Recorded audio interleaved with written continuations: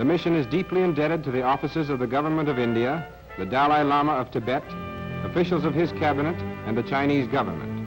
It was solely through their cooperation that this trip was made possible. The undertaking originated at Gangtok, Sikkim, where the political officer for Bhutan, Sikkim, and Tibet has his residency and administrative office. Travel to Gyantse was slow and tedious over the Himalayan barrier. From there, the only formidable obstacle was the crossing of the Brahmaputra River, after which they arrived at Lhasa, the hub of Tibetan life. The two American officers stayed 3 months in Lhasa, continued to Jakundo, and then on to Lanchao in the Kansu province of northern China. They covered an approximate distance of 1,300 miles, which measured in time meant over 100 days in the saddle. Just prior to our departure from Sikkim, we displayed the gifts sent by the President of the United States to the Dalai Lama of Tibet. At the British mission to bid us Godspeed were Sir Basil Gould, British political officer, Prime Minister Bhutan, Rani Dorji, and the daughter of the Maharaja of Sikkim. She is examining one of the gifts, a chronographic watch which tells the time of day, day of week, month of year, and moon phases. Kanchenjunga, a famous landmark in this locale, is the second highest mountain in the Himalayas. Its snow-clad peak towers 28,000 feet into the skies of Sikkim. Natu La Pass. Our caravan begins its hazardous journey across the Himalayas into the hidden country beyond, and we cross the boundary into Tibet. Because of the difficulty of transportation, we carry only the bare essentials, as we expect to live in the country along the way. A pack train loaded with potatoes for India passes us on the trail. Potatoes are one of the minor exports of the country. Tibet, hidden beyond the impregnable walls of the Himalayas, is a land of mystery and mysticism. Its rugged and primitive beauty can be enjoyed only by those who will endure strenuous travel to almost inaccessible regions. Traveling across the treacherous passes, the bleak and forbidding desert wastes, we see what has made every phase of the Tibetan's life a struggle. Yet 3 million hardy, courageous people call this land their home.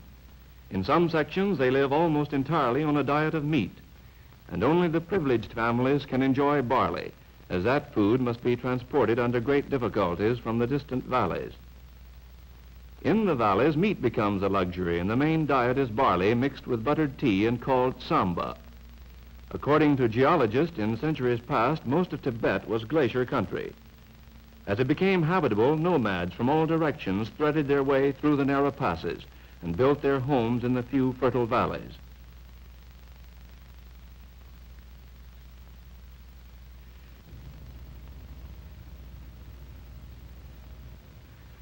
The first overnight stop is at Chembutung. The British have established travelers' quarters for 13 days along the road into the interior. These stations are spaced 1 day's travel apart. All transportation is on foot or by riding animal. The trails of Tibet are too narrow for wheeled vehicles, even if they attempted to use them.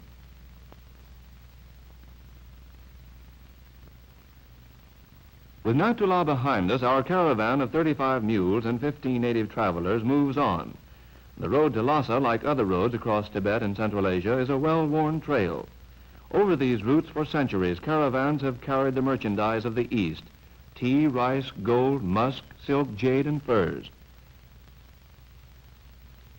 At Yatung, a British Guard of Honor turns out to greet us. They are native Indian troops under British command equipped with Enfield rifles. We meet a gaily dressed bridal party on its way to India, where a Lhasa debutante is to be married to the son of a Raja. Marriages, like other phases of Tibetan social life, must receive the blessing and approval of the Buddhist Church.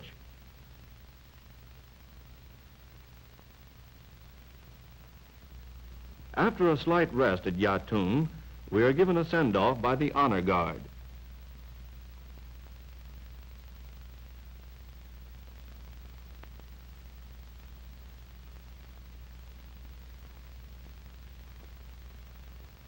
We pass a typical village situated on the narrow plain at the foot of the ever-present and towering mountains.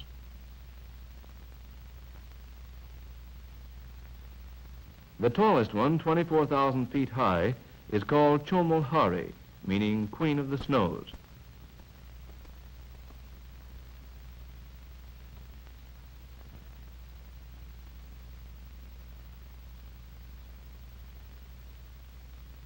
A shipment of wool and marmot hides transported in typical Tibetan style passes us on its way to the markets of India. Wool is the chief export and principal source of revenue. The wool is traded to India for manufactured goods and to China and neighbors on the east for porcelain, horses, precious satins, and brocades. On the 13th day, we reached Gyantse, the last British trade and mail post on the road to Lhasa, and are met by an honor guard of sepoy mounted infantry. Our American flag and the British flag are raised together in a gesture of friendship.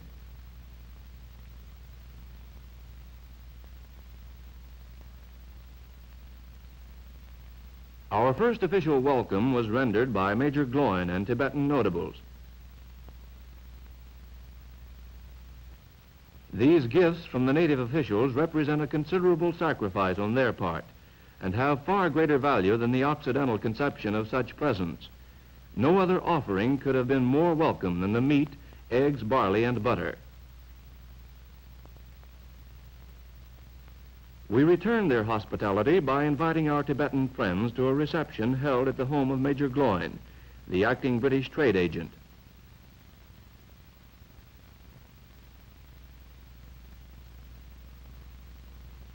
The throaty wail of the ceremonial horns herald the opening of the annual ritual called Rinzi Tari, the most important ceremony at Gyantse Monastery. This, like all other religious ceremonies, is dramatic proof to the people that the priests of the Lama Church have overpowered and subdued the evil spirits. This particular pageant makes a bid for prosperity during the coming year. By the time we witnessed the ceremonies at Gyantse, we began to feel that religion is the predominant influence that controls the people of this vast land. The wizard priests, wearing beautiful robes of Chinese brocade, hundreds of years old, and elaborate headdresses crowned with ornamental coiled serpents, engage the evil spirits, eventually overpowering them, thereby assuring the people of continued prosperity. Our charming host, the abbot administrator of the monastery. The skeleton dancers representing evil spirits who assail helpless mankind.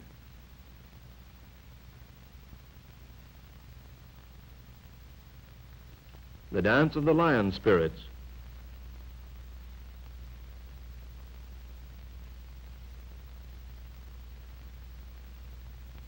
And the dwarfs, representing the friendly spirits of India. Major Gloin's honor guard gives us a military send-off.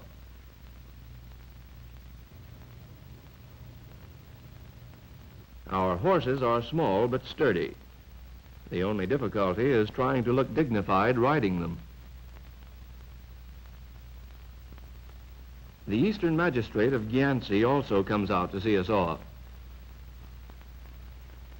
A yak caravan carrying barley. The very existence of the Tibetans depends upon the yak. It furnishes food in the form of butter, milk, and meat, besides transportation and fuel. The long hair is woven into cloth for tents, and the tough hide is made into a variety of leather products.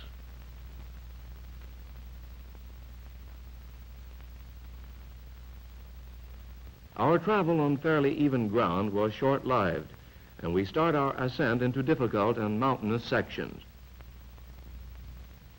Riding up to Karula Pass, one of the last barriers before Lhasa. At the summit, prayer flags whip in the wind. Every pass is adorned with flags like these. One of our escorts puts up a flag of thanksgiving to the mountain gods for a safe crossing, and we begin the descent into the valley. We cannot praise too highly the animals of this country. Their appearance belies their sturdiness, and they are capable of carrying amazing loads. They're considered the most sure-footed in the world, and often we entrusted our lives to their instinctive sense of balance.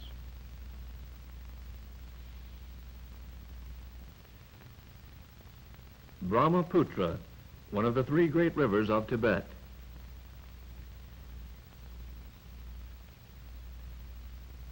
We are met by officials to expedite our crossing. All along the route, the Tibetans had been advised of our coming and have given us a welcome of honor.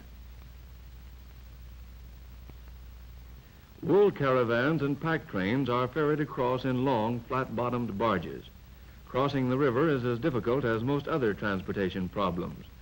The animals, bewildered and stubborn, must be coaxed, coerced, and physically shoved into the ferrying barge. In the rainy season, the boatmen cannot maneuver the unwieldy barges, and transportation depends upon the coracle, a small tub-like boat made of willows and covered with skin. However, during this time of the year, only the privileged passengers ride in them. The clumsy barges with their heavy loads are tediously rowed across with the help of eddy currents.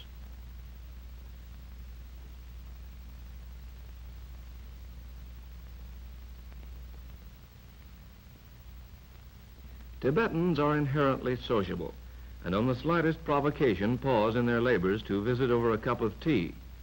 Native drivers congregate at the ferry crossing. Tea is the chief drink of the country, made of barley, salt, and butter. It gives them resistance to hunger and cold. They drink anywhere from 30 to 50 cups a day.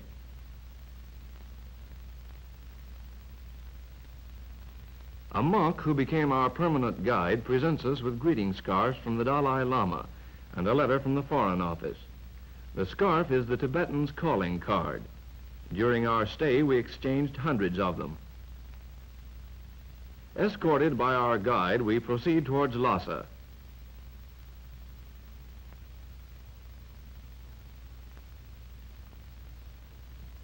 Two miles from the city of Lhasa, the American officers, Captain Brooke Dolan and Major Ilya Tolstoy, are welcomed by British, Chinese, and Indian notables, and the official representatives of the Church and State of Tibet. Later, at the Tibetan reception, we are presented with gifts from the Dalai Lama and his court, ceremonial scarves, rice, and tea.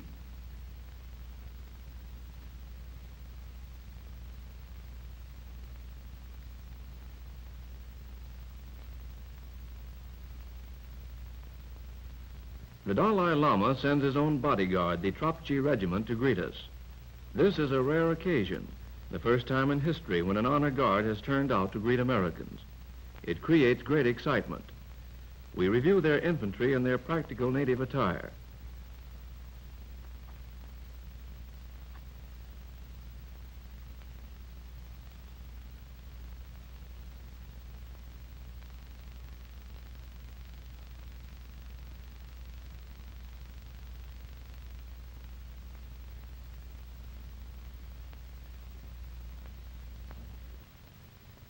As we approach the city, we enjoy our first glimpse of the magnificent 17th century winter palace of the Dalai Lama, and on a nearby hill, the temple of the healing Buddha. Through the west gate with its Chotan-peaked dome pass monks from remote monasteries, natives, pilgrims, merchants, and traders.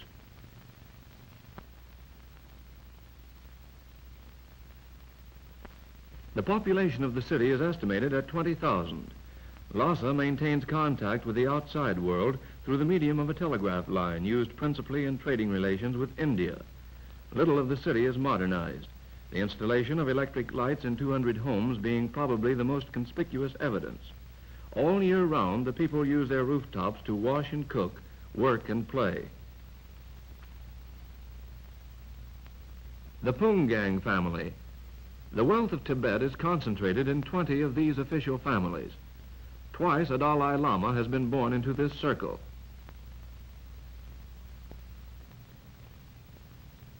The father is a cabinet minister, and his son's wife, shown carrying her baby daughter, was an Indian princess before her marriage.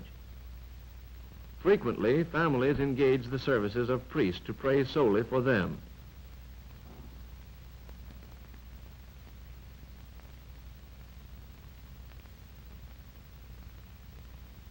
This school is attended by children of mixed, common, and noble blood.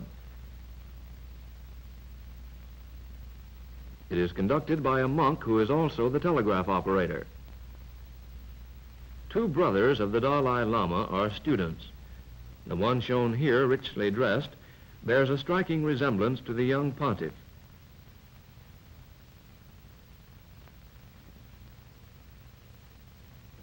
These uniquely dressed men are Nakpas, or Tibetan sorcerers, not recognized yet tolerated by the church.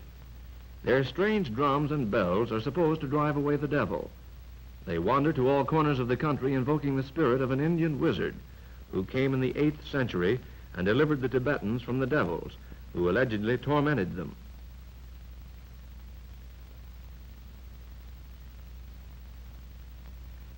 The favorite game of the children is chibi.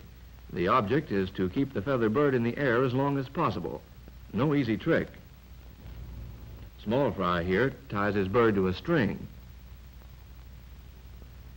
Tibet is still unaffected by the machine age. Hauling, planting, and harvesting are all done by primitive methods. The laborers, content with their lot, chant as they work.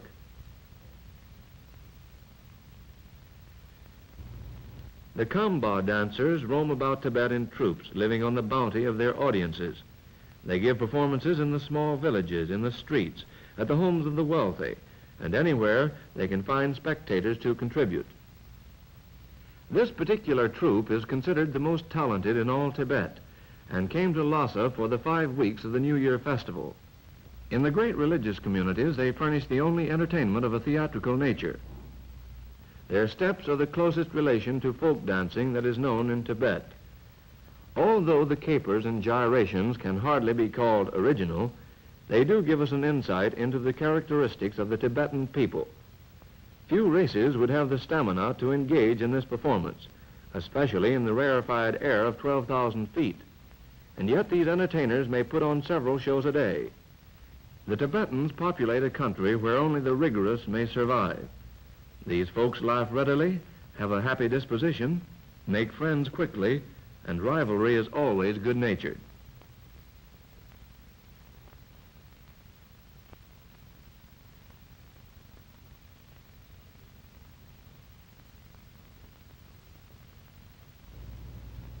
The grand finale of their performance is the free-for-all competition of the leading dancers. They choose their own style and give it their all.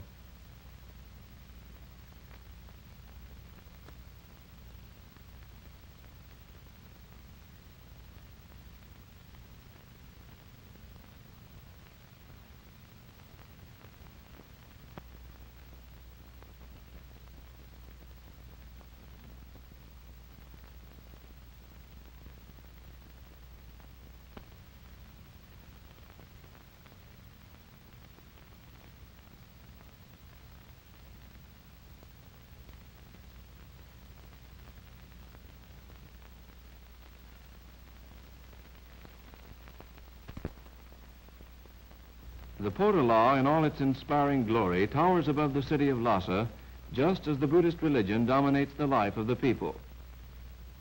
Under its gold-encrusted roofs are the tombs of the previous Dalai Lamas in jewel-studded sepulchres.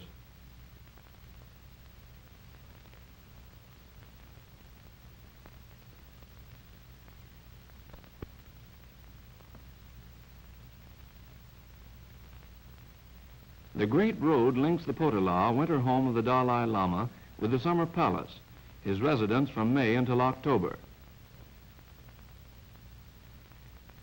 The Lion of Tibet guards the gate of the summer palace. The grounds cover over 500 acres of gardens and animal preserves. The architecture of its buildings is considerably influenced by the Orientals, but its singular splendor is truly Tibetan. The ornaments bordering the roofs are covered with a layer of pure gold. The workmanship reflects the patience and inspiration of the people that contributed these buildings to their Dalai Lamas.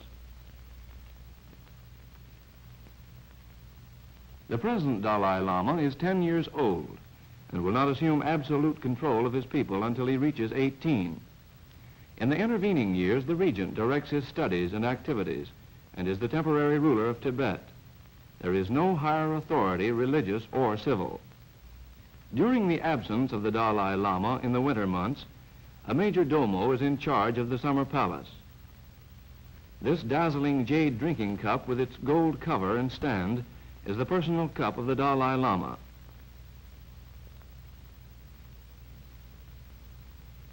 Our guide stands before a cloisonné elephant, which was presented many years ago to a former Dalai Lama by a member of the Chinese nobility. These are gifts that were presented to President Roosevelt by His Holiness the Dalai Lama. These exquisite religious tapestries known as tankas are unrivaled for their detailed handiwork.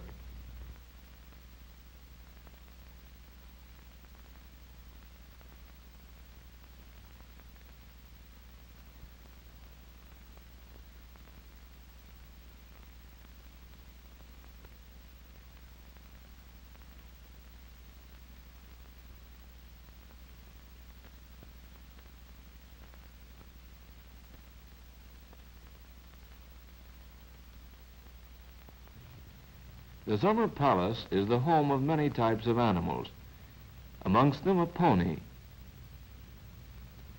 mules,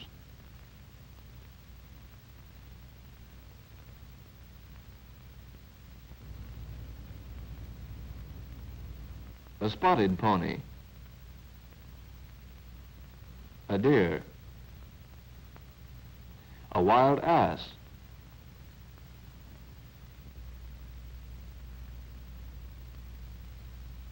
some of his favorite ponies in the stable, wild blue sheep,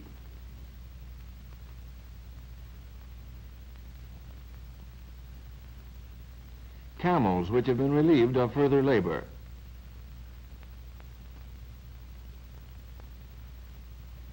and a Tibetan mastiff, blood relation to the Saint Bernard, the grounds of the temple of the serpent demigod. Wildlife enjoys complete safety in all of Tibet, as it is contrary to their religious precepts to kill any animals or birds other than sheep and yak.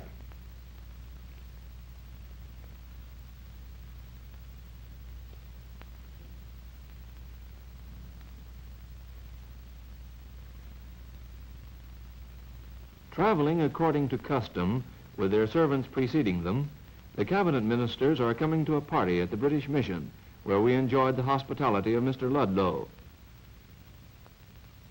Servants help their masters dismount.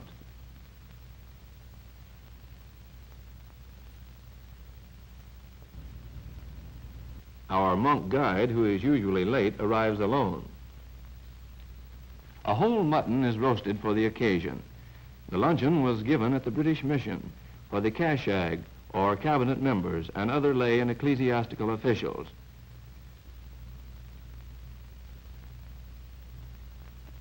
During the luncheon, we asked the 3 cabinet members to pose for their pictures.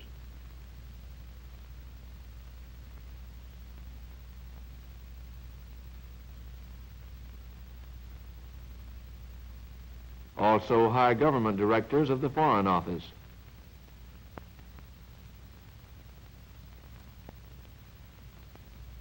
Lay officials.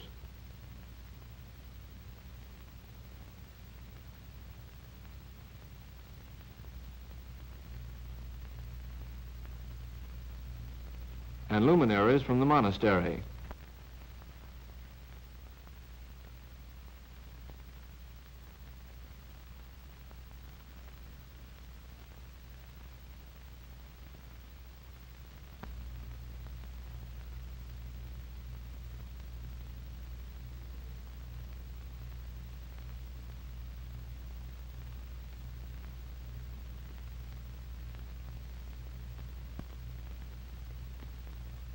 With typical Tibetan pomp, our guests take their leave.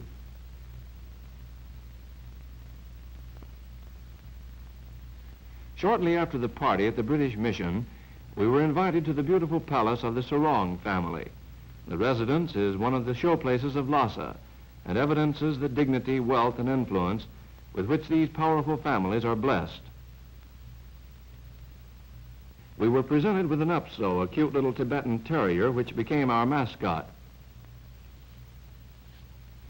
Although Tibet is isolated from what we consider the civilized world, we found a highly developed culture. People conduct themselves with dignity and restraint. Their features are finely proportioned, and the women are strikingly attractive.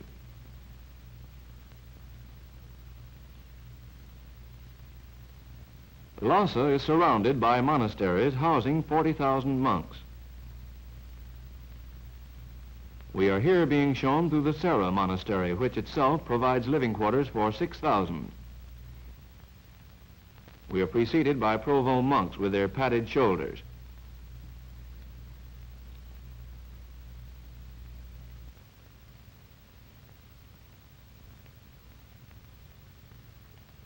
The Depung Monastery, with its 10,000 members, is the largest monastery in the world. Novices from the age of 5 and resident monks attend the examinations of the 3 candidates for the Doctor of Divinity. It takes 15 to 20 years study and training before they're eligible to qualify for the degree. Those that fail, and only if very influential, may take the examination again about 10 years later. The candidates are examined for 8 days by learned members of the order. The examiner slaps one hand into the other and shouts, "Answer." If the student answers wrong, he is given a severe slap on the arm. The candidate under examination wears a yellow helmet. If he passes, he gets an extra row of stitching on the crest.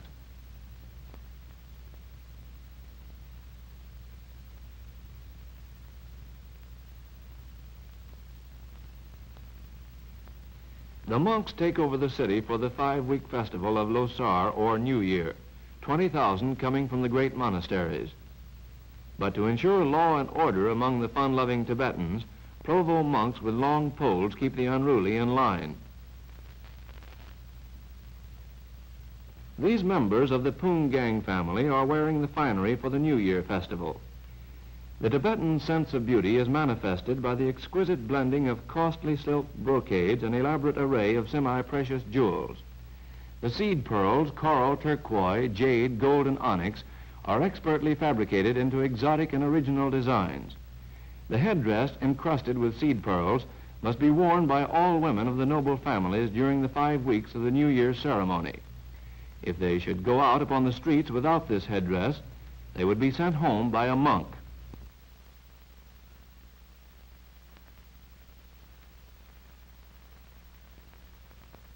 Families from the 7th grade of nobility on up are leaving the Podala after paying homage to the Dalai Lama as temporal ruler. Nobody lower than the 7th grade of nobility is allowed an audience. The opening ceremony of the New Year is the reenactment of a legendary battle. The Tibetans are great lovers of tradition and legends. During the festival, they find many opportunities to pay respect to their forefathers. The soldiers are wearing the armor of the 16th, 17th century. The exceptionally dry air of Tibet has preserved the armor perfectly. Even the chamois links between the plates of mail look like new.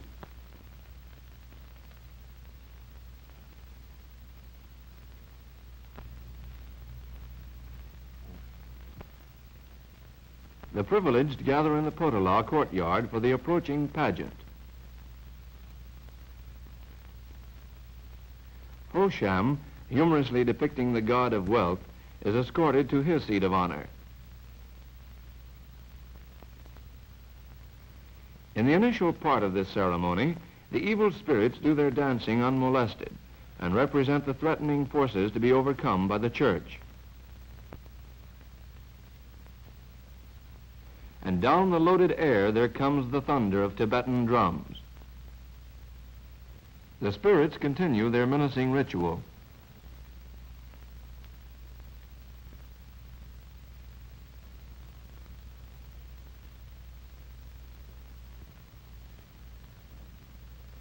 Every year, this little skit is presented reenacting a dream of the late Dalai Lama, in which an old man overpowers a tiger, thereby proving the indomitable strength of humanity.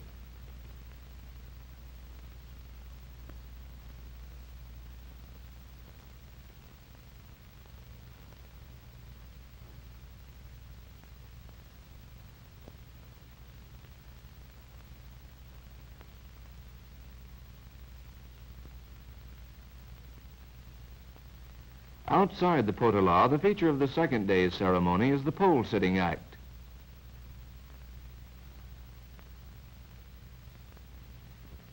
The rug on the ground symbolizes suffering mankind.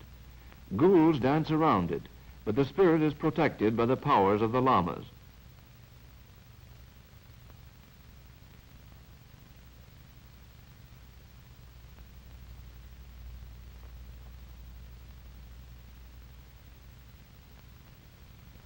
The wizard priests with their black hats enter the dance and overpower the evil spirits.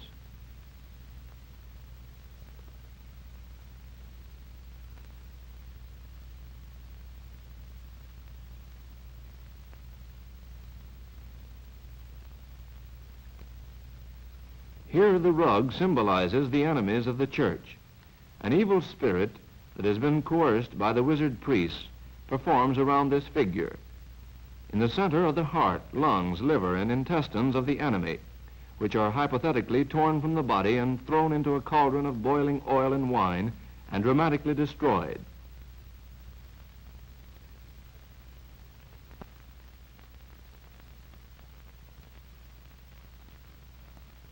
Another symbol of corralled evil spirits is carried down to the potala yard and will also be burned.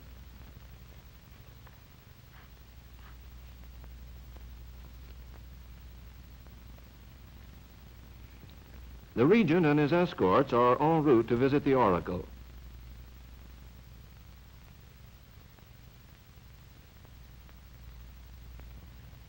Every year he pays his respect to the prophet and receives the predictions for the coming year.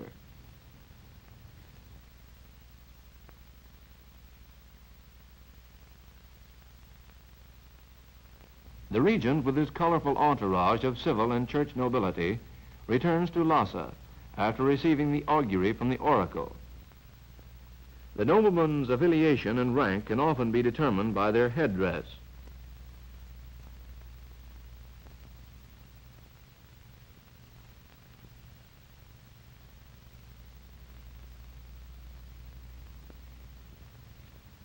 In the archery contest, the servants are the sole participants. Their remarkable strength is well attested by the 400 yards they can shoot an arrow. The arrow is picked up from where it strikes the ground and is marked with the name of the contestant and his record.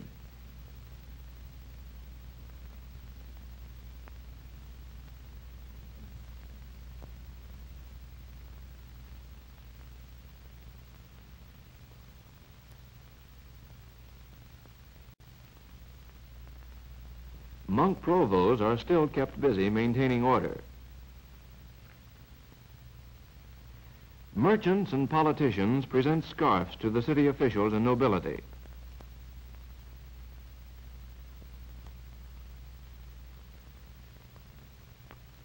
And then the officials and noblemen pay homage to representatives of the regent.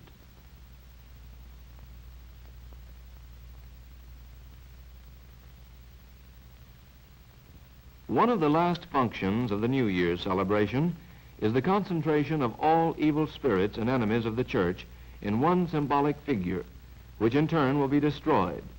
From a vantage point overlooking the potala grounds, the regent, present ruler of Tibet, witnesses the pageant. The last event of the New Year's festival is the annual cavalry show. For this occasion, the noble families must furnish 6 to 15 men and horses, depending on their official position. The riders must be appropriately armed, clothed, and mounted.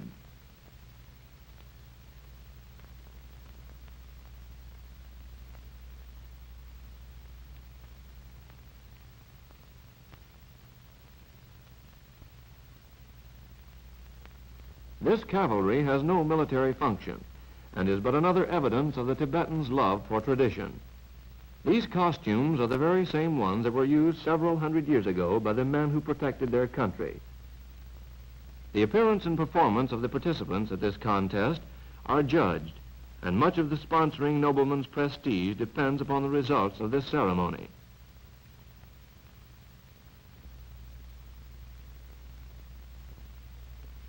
The sponsors and cavalry officers.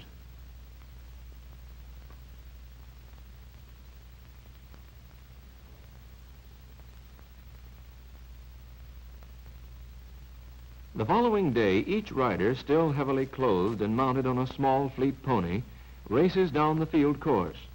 At a full gallop, he must fire at the first target, then sling his matlock over his shoulder, haul out his bow and arrow, and try to register a bullseye on the second one. What Mecca is to the Mohammedans, the Potala is to the Buddhist. Some pilgrims begin their homage on the Great Road, although most confine their prostrating to the Holy Walk. The Holy Walk is 7 miles in length and encircles the Potala. Fervent pilgrims repeatedly prostrate themselves as they wend their tortuous circuit. Each time this follower stops to pray, he turns at right angles to the walk, falls prone on his stomach, then rises and salutes the Potala. Properly done, it takes 2 days to complete the ritual. Members of wealthy families often pay this type of worshiper to represent them. On the rock walls are artists' conceptions of the celestial Buddhas.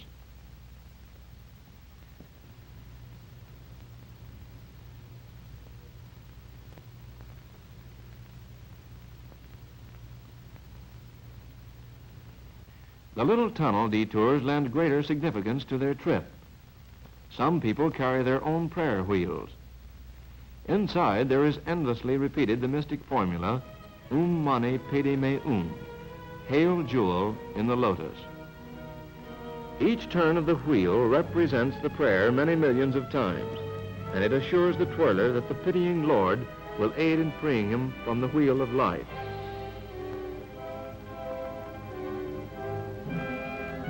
The prayer wheels recessed in the stone walls are for the benefit of those who do not carry their own.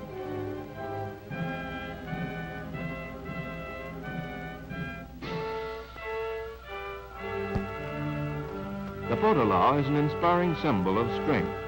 It is a fitting monument to a religion that is divested with such tremendous power. It is also a fitting residence for their Dalai Lamas, whose soul is allegedly the perpetuated reincarnation of Buddha. The present Dalai Lama was born of peasant parents in an eastern province and was brought to Lhasa with great ceremony as heir to the throne of Tibet.